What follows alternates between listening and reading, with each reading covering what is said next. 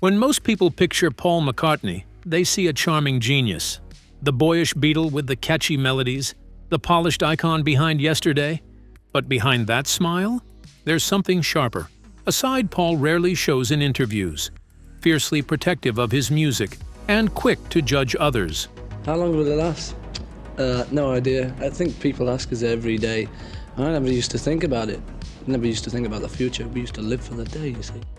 Because Paul McCartney may be one of the greatest songwriters of all time. You just got nominated for a Grammy.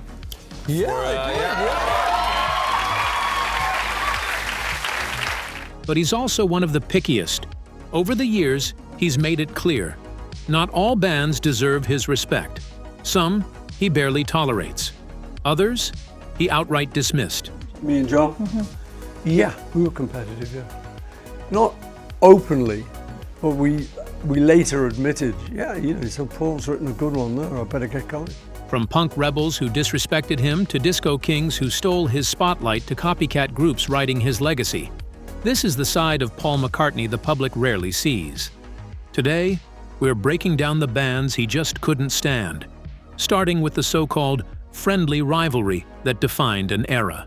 The Rolling Stones. When you think of British rock's golden age, two names dominate: the Beatles and the Rolling Stones. To most of the world, it was a perfect match.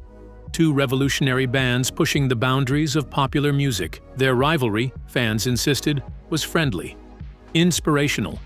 But Paul McCartney saw it differently. In public, Paul played the diplomat. He smiled in interviews, praised other artists, gave credit where due. But privately, he could be cutting.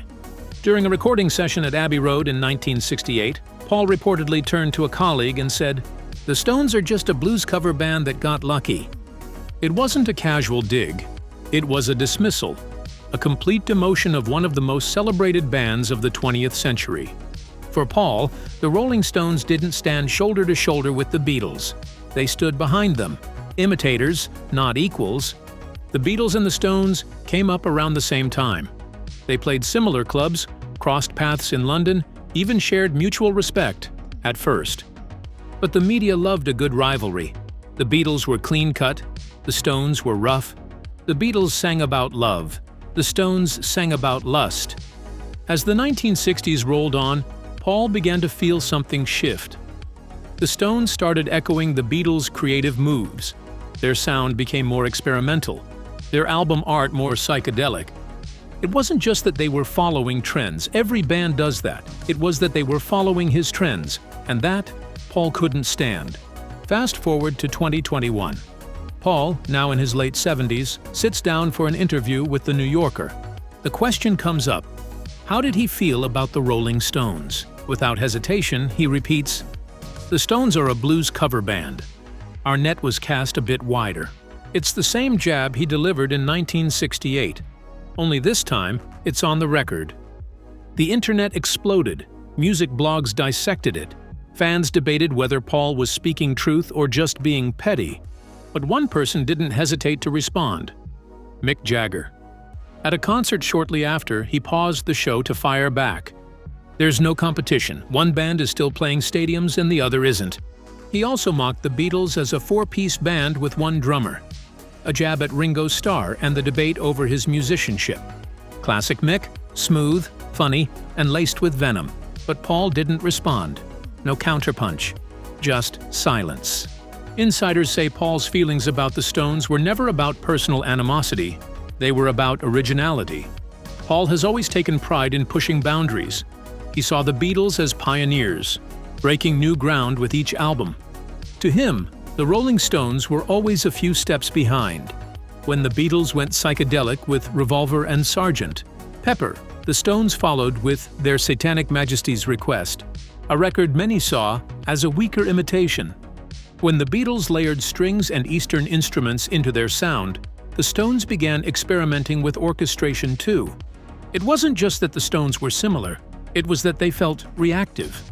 And Paul? He hates being copied. There's another layer involving John Lennon. In 1969, Lennon reportedly suggested that he and Yoko Ono could help produce a Stones album. To Paul, it was betrayal. He couldn't understand why John would waste time helping what he saw as a second-tier band. The suggestion infuriated him. That moment reportedly sparked one of their many creative arguments, part of the long, slow unraveling of their partnership. For Paul, this wasn't just about music. It was about identity. Helping the Stones meant elevating them, and Paul wasn't about to share the Beatles' crown with anyone. Over the years, Paul has occasionally thrown the Rolling Stones a compliment. He's called them a great live act. He said Mick Jagger is one of the best frontmen in rock. But those compliments often come with qualifiers, little verbal asterisks that undercut the praise.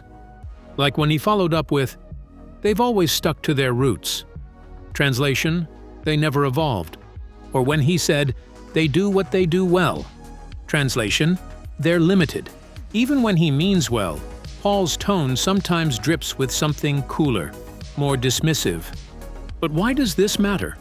Because it reveals something essential about Paul McCartney. He's not just the smiling, peace-loving legend we see on stage. He's competitive, fiercely so. He protects his legacy. He remembers every slight, every imitation, every moment he felt someone else got credit for something he started. And the Rolling Stones? They represent a threat, not just to his band's reputation, but to his place in history. In public, Paul plays the elder statesman. In private, the fire still burns. And that fire, quiet, controlled, but never extinguished, might be why he's lasted so long.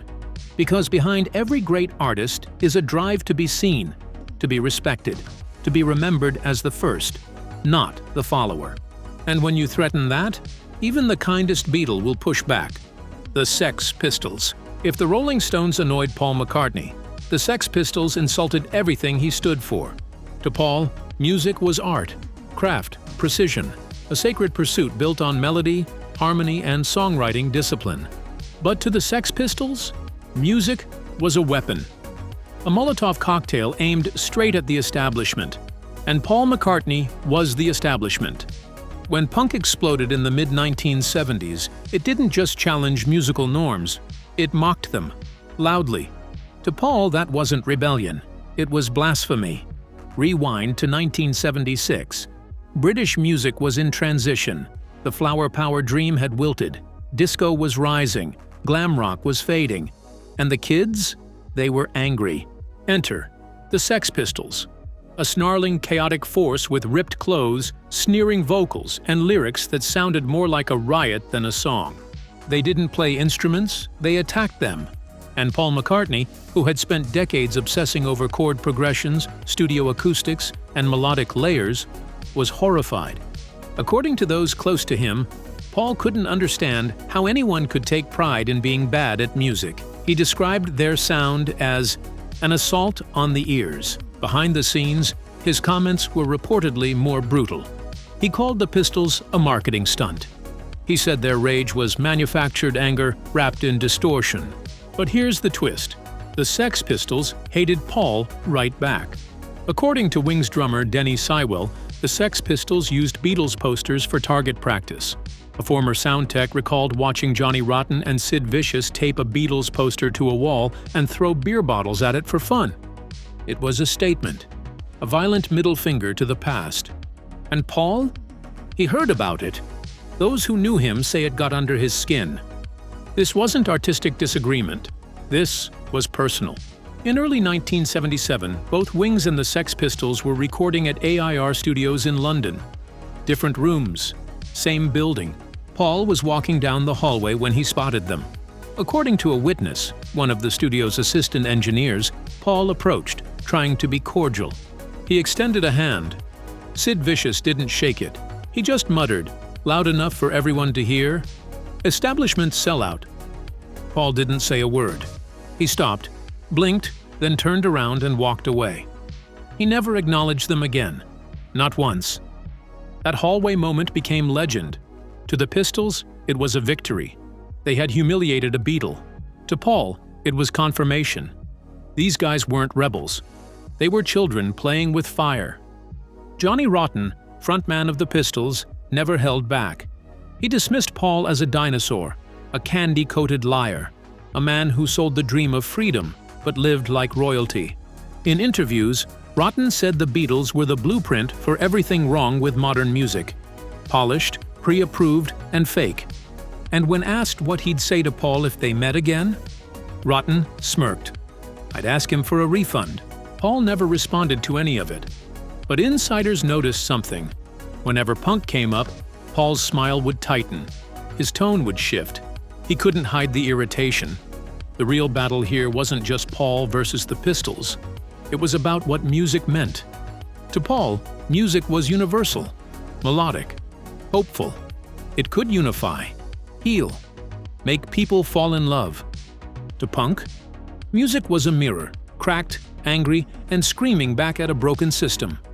They saw Paul as the problem, the symbol of excess, privilege, and stale nostalgia. And Paul saw them as the end, the death of craft, harmony, and everything he'd built. It was oil and water, two eras that refused to mix. By the 1990s, punk had faded, the Sex Pistols had imploded, and Paul McCartney was a legend. In a 1994 interview, when asked about the Sex Pistols, Paul smiled and said, "Not my cup of tea." But behind the smile was something else. Fatigue, maybe, or bitterness. He still didn't respect them. He didn't see value in what they'd done. He called punk a cleansing moment for the industry, but always stopped short of calling it good music. And when asked about Sid Vicious, Paul simply said, "Shame, really. Just angry noise. Could have been more." Deep down, Paul probably understood what punk was reacting to. The greed, the overproduction, the fake smiles. Maybe he even agreed with some of it. But the way punk expressed it, the sloppiness, the rage, the violence, felt like betrayal. Not just of music, but of everything he'd worked for. Because Paul McCartney didn't just write songs, he believed in them, he lived them. And when someone tore that apart with a sneer, he never forgot. Oasis. In music, admiration can be flattering, until it isn't. For Paul McCartney, no band ever walked that line more dangerously than Oasis. While the Sex Pistols mocked him with rebellion, Oasis came after his legacy. They didn't just take inspiration from the Beatles, they treated themselves like the second coming, and in Paul's eyes, they hadn't earned it. It's the early 1990s. British music is undergoing a massive shift. Grunge dominates the US, but in the UK, a homegrown sound is rising from the pubs and working-class streets of Manchester. That sound becomes known as Britpop. At the front, two brothers from Burnage, Liam and Noel Gallagher. Together, they form Oasis, a band dripping with swagger, loud guitars, and bigger-than-life ambitions. Their debut album, Definitely Maybe, explodes onto the scene in 1994. A year later, What's the Story? Morning Glory turns them into global icons. The media can't get enough. Fans scream about the return of real rock, and comparisons to the Beatles come fast and loud. Too fast for Paul's comfort. Oasis didn't hide their influences. They flaunted them. Their look? Straight out of a mid-60s Beatles photo shoot. Their melodies? Unapologetically Lennon-McCartney. Even their attitude, mysterious, confident, aloof, felt lifted from a Beatles playbook. Then came the quotes. Noel Gallagher once said, "If it wasn't for the Beatles, there would be no Oasis." That sounds respectful. But that's not where it stopped. In interview after interview, Noel compared Oasis directly to the Beatles, and sometimes above them. In one infamous moment, Noel declared, "We're bigger than the Beatles now." It was a callback to John Lennon's 1966 comment. Sure, but Lennon had spoken with irony and reflection.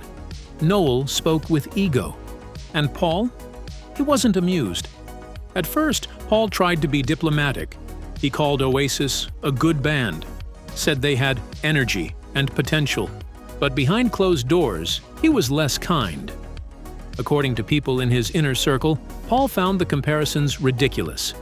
He reportedly referred to Oasis as a Beatles tribute act with an attitude problem.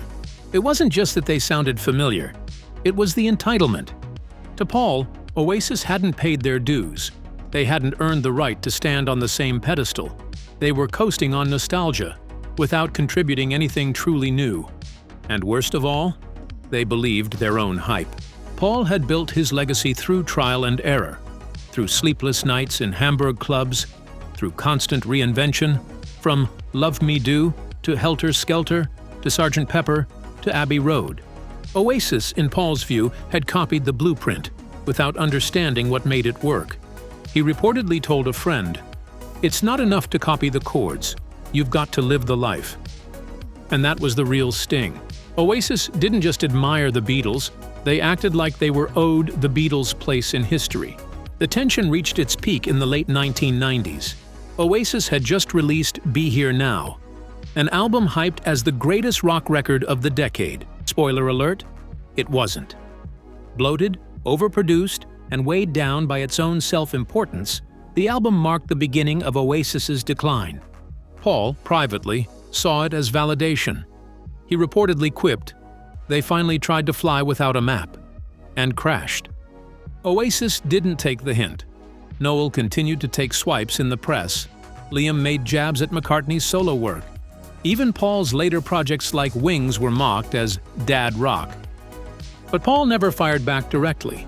Instead, he used silence. When asked in interviews, he'd give neutral replies. He praised Wonderwall, but with zero emotion. He described the Gallaghers as ambitious, with a tone that could chill a room. He wasn't angry. He was dismissive. And that hurt more. The real twist? Despite Paul's irritation, he understood where Oasis came from. He once admitted, in a rare candid moment, "When you're young and full of confidence, you think you own the world. I know that feeling." In a way, he saw a mirror, a distorted one. He saw young men trying to break through the noise, trying to escape their class, their streets, their fears. But the difference was, Paul had done it by innovating. Oasis did it by recycling. As time passed, Oasis faded, the band split, the Britpop era ended. The Gallagher brothers went their separate ways, still feuding, still bitter. In a 2013 interview, when asked about Oasis again, Paul gave the most McCartney answer imaginable.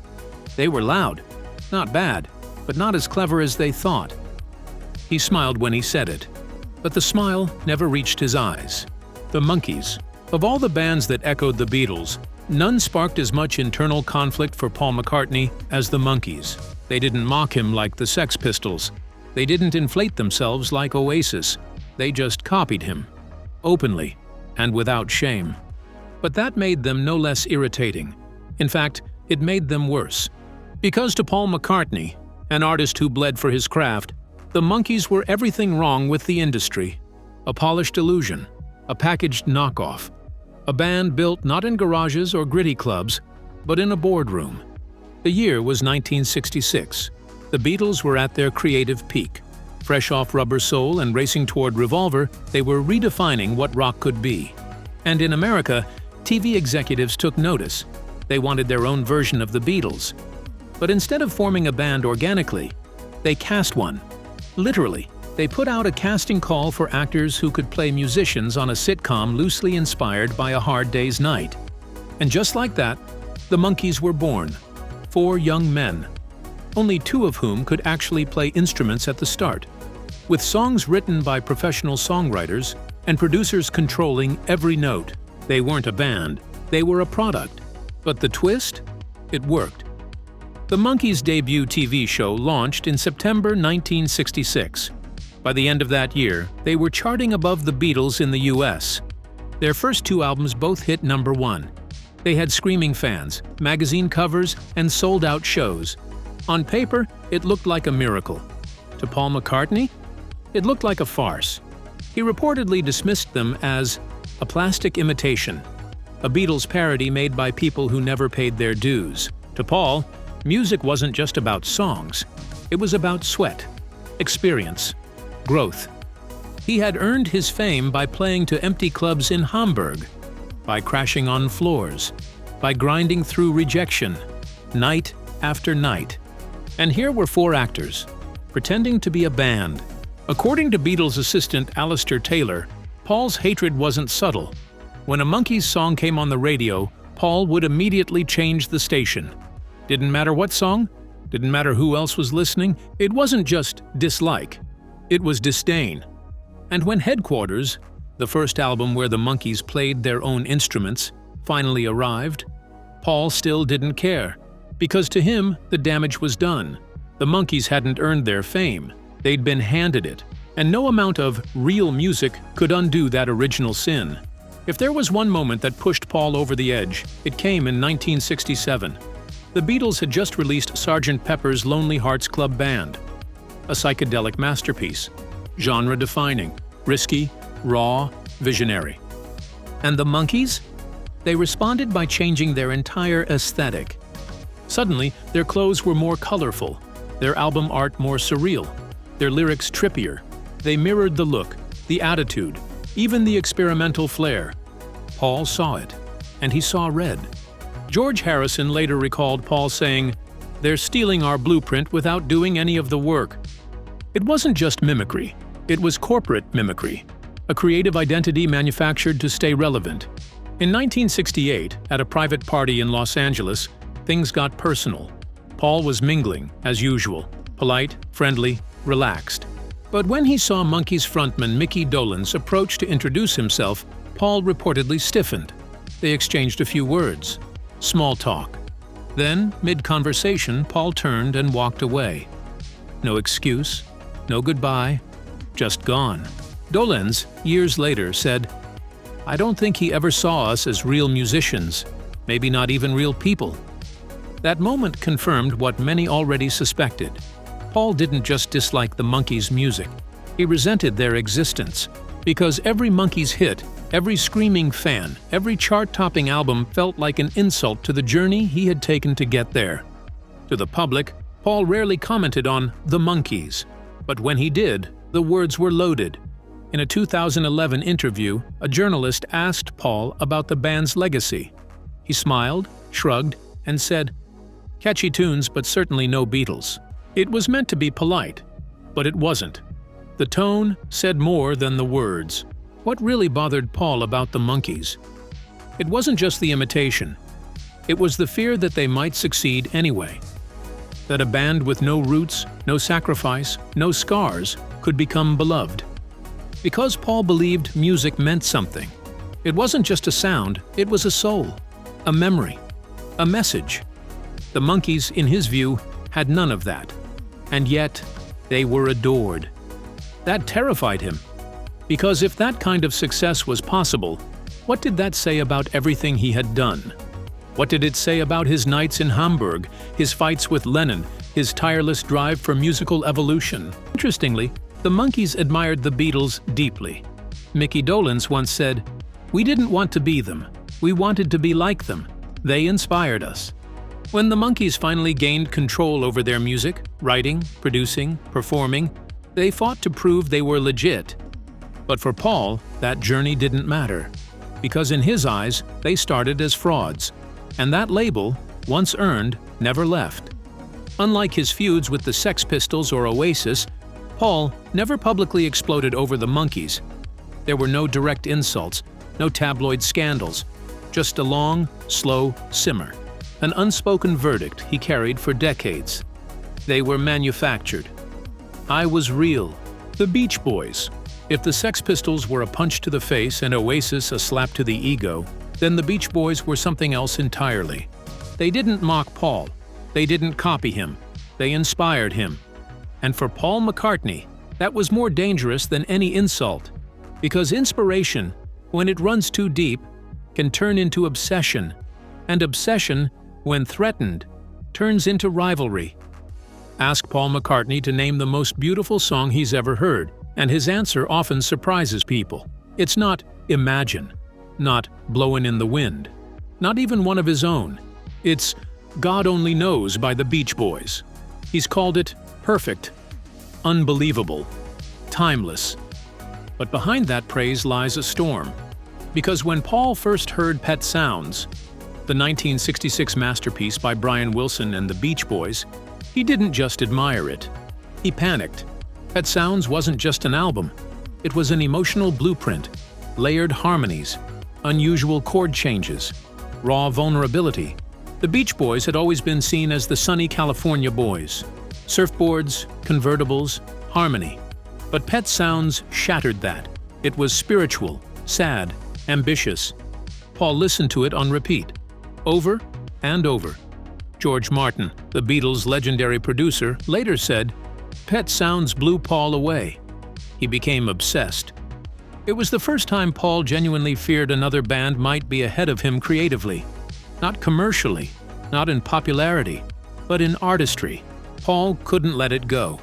He pulled the band back into the studio with one mission: we're going to top that album. The result? Sgt. Pepper's Lonely Hearts Club Band, arguably the most revolutionary rock album of all time. Paul has admitted it himself. Without Pet Sounds, there would be no Sgt. Pepper. But that kind of inspiration is a double-edged sword. Because once Sgt. Pepper was released, and critics crowned the Beatles the kings of experimental rock, Paul's admiration for Brian Wilson began to shift. He wasn't just grateful, he was competitive, and he didn't want to be second again. While the Beatles were riding high on Sgt. Pepper, Brian Wilson had something else in the works, an album called Smile, his most ambitious project yet. It was supposed to be a spiritual successor to Pet Sounds. Weirder, bigger, braver. Paul knew about it. He followed the recording process, asked about it in interviews. He was curious and anxious, because if Smile lived up to the hype, it could dethrone Sgt. Pepper. And then it didn't. The project collapsed. Brian Wilson, already struggling with mental health, couldn't finish it. Recording sessions dragged. Deadlines passed. The label panicked. In 1967, Smile was shelved. And Paul? He didn't celebrate, but he didn't sympathize either. According to insiders, when someone asked him what he thought about Brian abandoning the album, he replied coldly, "If you can't finish what you start, you shouldn't be in this business." It was harsh, revealing. Because beneath the admiration was something else. Relief. Smile had threatened Paul's crown, and when it crumbled, he breathed easier. But the rivalry didn't disappear. It got more personal. In the summer of 1967, Paul attended a dinner party at Brian Wilson's home in LA.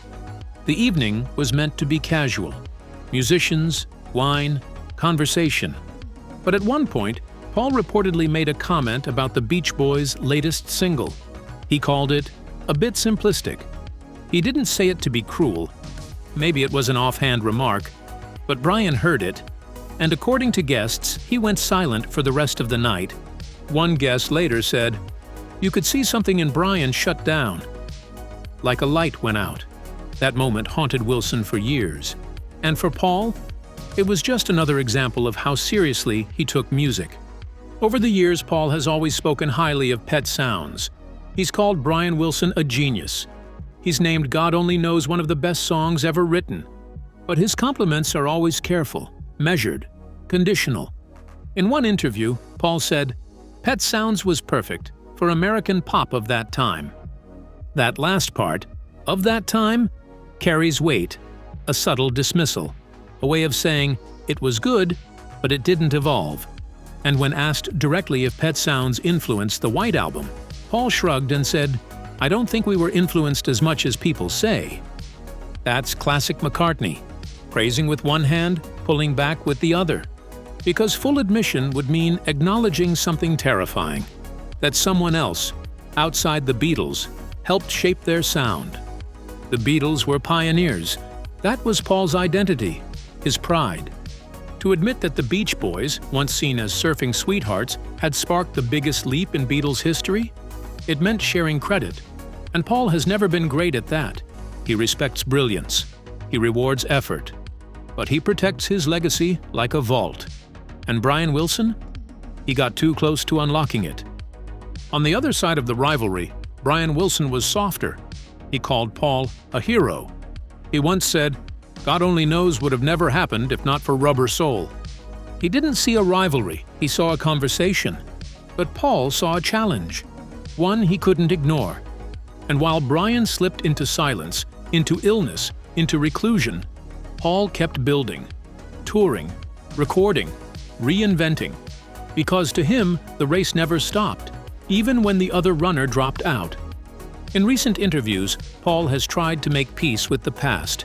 He's spoken warmly of Brian Wilson. He's praised Smile, now released in its reconstructed form. But the tone is always distant. You can sense the memory still burns, that Pet Sounds still haunts him, that for one brief moment in the 60s, someone else was winning. This was never about insults, never about imitation. This was about inspiration. And to Paul McCartney, that was the most personal threat of all. Because inspiration digs under your skin. It challenges your soul. It makes you rethink everything you thought you knew about yourself. So while the public remembers friendly interviews and warm nods, the truth is more complicated. Because behind Paul's praise for Brian Wilson lies a truth he could never quite say out loud. You pushed me, and I hated you for it. Conclusion. Paul McCartney has been called many things.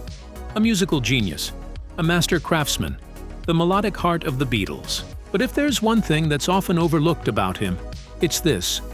He remembers every chord, every critic, every moment someone tried to challenge what he built. And over the years, those memories hardened into something sharper, rivalry. Not the kind you see in tabloids, something older, deeper, quieter. A lifelong record of who inspired him, who imitated him, and who dared to believe they could stand beside him. Let's recap. The Rolling Stones weren't strangers, they were neighbors. But to Paul, that made it worse. When someone in your own circle starts echoing your work, it doesn't feel like competition. It feels like a shadow. And Paul spent his career trying to stay in the light. Punk didn't challenge Paul's fame. It challenged his principles. It said music didn't have to be beautiful, didn't have to be thoughtful, didn't have to be anything except loud. And to a man who labored over every harmony, every lyric, every shift from major to minor, that felt like sacrilege. Oasis called themselves the Beatles' successors, and Paul could never forgive them for it. They claimed the throne without fighting the war, borrowed the style, mimicked the sound, and expected the same respect. With the Monkees, the insult wasn't just musical, it was existential. They weren't formed in garages or smoky clubs. They were cast in a studio, like characters on a sitcom. To Paul, they weren't musicians. They were actors playing musicians, and yet they topped the charts. For Paul, who clawed his way to the top through blood and brilliance, that was betrayal. Brian Wilson never insulted Paul, never copied him, never claimed to be better. And that's what made him dangerous. Because Pet Sounds didn't just inspire Paul. It shook him, threatened him, lit a creative fire that burned hotter than any feud. This was rivalry without hatred, a duel without weapons. And even though Paul won, with Sgt.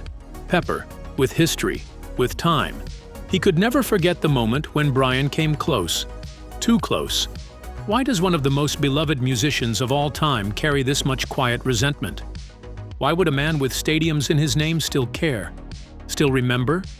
Still flinch at old quotes and mimicry? Because Paul McCartney is not just a genius. He's a guardian. He protects his legacy like a fortress.